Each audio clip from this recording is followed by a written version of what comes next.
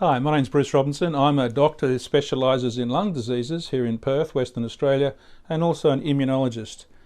And I'd like to talk to you about the new drugs available in COVID. You might have seen this on the evening news. They're going to put an end to COVID. It's very exciting and very important because, of course, COVID deaths have gone past 6 million in the world. And you all know that some drugs were tried early on and we hoped they would work, like hydroxychloroquine, but it doesn't work and it causes problems in the heart, the eyes, and some metabolic problems. Ivermectin, no real evidence that it works, and other drugs that haven't worked. Now, when I talk about drugs, I really have to emphasize something. These drugs are terrific, and they're only just being used in the clinic, in the hospitals. And this is an update, this isn't any recommendation. But these new drugs have been recently, just a few months ago, recommended by the WHO and in Australia by the Minister for Health, Mr. Greg Hunt. So I'll talk about how they work, but I need to emphasise they do not replace vaccination. Vaccines are very powerful in protecting against serious disease. This is in addition to, or in our case, if we find someone who's been either unvaccinated who comes to hospital, and there is still somebody, and we're going to talk about that in a later video, or someone who is really sick and so they have an underlying illness and so they get quite sick even with what might otherwise be a mild COVID. Some of these new drugs are intravenous, most of them are oral, and one of the nice things about them is that they can be given to patients to take in their own home under the advice of a doctor, so they don't have to go to hospital to have intravenous treatment. So these drugs are not given to everybody. They're given to people who definitely have COVID and who have a serious underlying condition that makes them at risk of progressive disease. And there are two main sorts of drugs, and they deal with the two main sorts of problems that occur, for example, in the lung. The first is antivirals. These control the viral infection itself, or they slow it down. They have to be used within the first 5 days. First 5 days of getting symptoms, obviously, because that's when the virus is really starting to spread around the lower part of the lung. And I'll talk about some drugs in that category. The second group are the anti-inflammatories. And I'm going to explain now how the virus affects the lung and where these different drugs work and why one sort has to be given early in the first 5 days and the other not until the patient is in hospital. What you can see here is the deep lung. This is where oxygen goes in and carbon dioxide comes out. And this is distinct from the upper part of the lung, like the windpipe, where COVID tends to start. When it comes down and enters into the deep lung, that's when problems occur. The virus enters these cells, which are called epithelial cells, that line the lung and keep it strong and allow oxygen to come out. And this phase is called the virus infection phase. Not the inflammation phase, but the virus infection phase. So some drugs only act on this phase.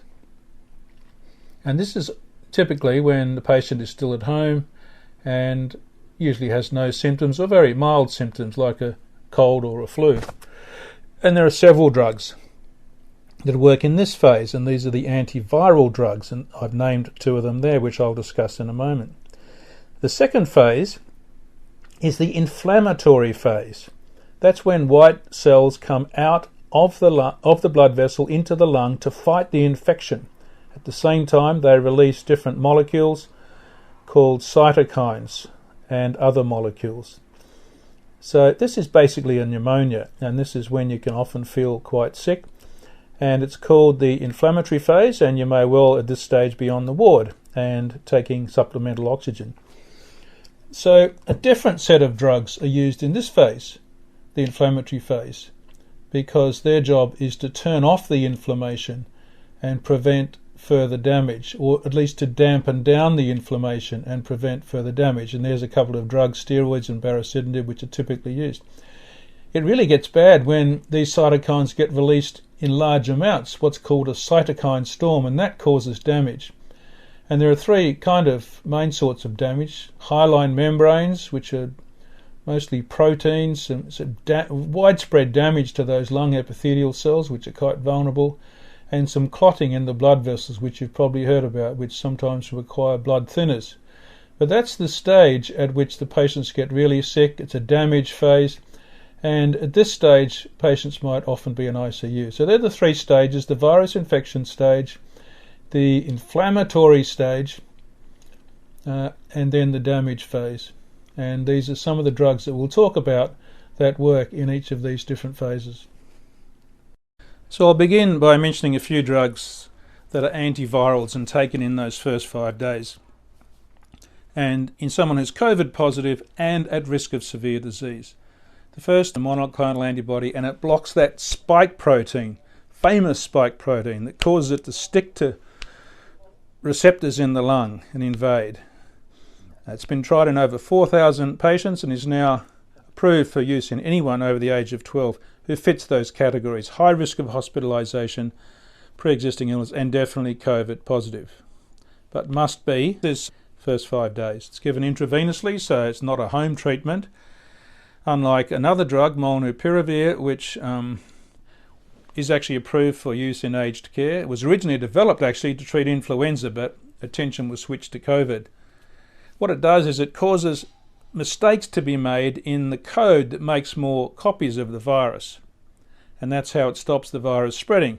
But it also causes some concerns amongst scientists because it might create more chance of new variants happening. We just don't know. Just an interesting point is the name of the drug was actually inspired by the Viking king Thor, Mjolnir. Anyway, it was about having a hammer blow to the virus delivered by the god of thunder. Anyway, the key thing is that 700 people who got this treatment, only 1 died, and 700 who didn't, 9 died. So it was felt that this was a drug that could have some benefit. The third of these drugs, and to be honest it's my favourite, is a drug called Paxlovid. It also stops the virus making more copies of itself, and it caused 90% reduction in the risk of hospitalisation when it was taken within 5 days. And I like a lot of things about this drug, apart from the fact that it works well to stop progression of the disease. Secondly, it should be active in any future new variants and doesn't rely on immunology like a vaccine, because this is not an immune drug. It's a direct acting drug that stops the virus. It's also oral, so it can be taken at home in at-risk people if the doctor prescribes it. It does have some side effects, drug interactions, so you need to talk to your doctor about that. But and also it hasn't been shown yet what its benefit is in someone who's been vaccinated. Most of those studies were done in people without being vaccinated. So that information will be coming out soon. So there are 3 drugs that can be given in the first 5 days to stop inflammation. This is when you're at home. But then you go to hospital and you need to be on oxygen, and you get inflammation in the lung, or inflammation gets worse, requiring you to go to hospital. What is inflammation? Well, we all know about arthritis and skin rashes. That's inflammation. And when it happens in the deep lung, it's kind of like a pneumonia, if you like. Inflammation is normally carefully regulated in the body, as we discussed before. It's white cells that come to fight the bugs, but sometimes that inflammation causes more damage than the bugs, with that cytokine storm that I talked about. In fact, that can be lethal. So these drugs that control this storm can be administered to patients, and with or without some anticoagulation, because of the clotting problem I mentioned earlier on. They're not active against the virus, or not very strong, but they're active against the inflammation. And again, I say, unlike the antivirals, these are not given in the first 5 days. They're given afterwards, probably when you're in hospital on oxygen, that sort of thing. The whole goal is to reduce injury and organ damage. Lots of these different drugs have been tried. I'm just going to mention 3 of them, which you saw in the slides. The first are steroids, dexamethasone. Everyone knows about steroids, I think, because they either have or they've seen someone taking steroid inhalers for asthma, or they've used steroid cream on an eczema or other skin rash. Very effective, proven to be effective. The second drug, one of my favourites, is called baricitinib. This is a drug that was originally used for treating rheumatoid arthritis in adults whose disease was not well controlled. But 2 years ago, in the very early days of COVID, some very bright English scientists, including two friends of mine, Justin Stebbing and Peter Richardson, used some very complicated artificial intelligence to try to predict which drugs might be useful against COVID. They came up with baricitinib. And it's really wonderful to see that this anti-inflammatory drug, which actually does also block the virus a bit, has now been tested in thousands of patients and causes about a 40% reduction in deaths from COVID. And it's a great example of how advanced science, artificial intelligence, mining millions of bits of information, can actually come up with a drug that saves lives. In fact, it works best when given with steroids, which I mentioned before, and it has been approved by the World Health Organization. You might think about remdesivir, that got used early on. It doesn't really look all that effective compared to these other drugs, so we don't use it a great deal. And so steroids and baricitinib are standard of care now for my patients and my colleagues' patients down in the hospital down the road. It is important for me to repeat that this is just an update and an explanation. It's not a recommendation. All decisions must be made in consultation with your healthcare professionals, your doctor.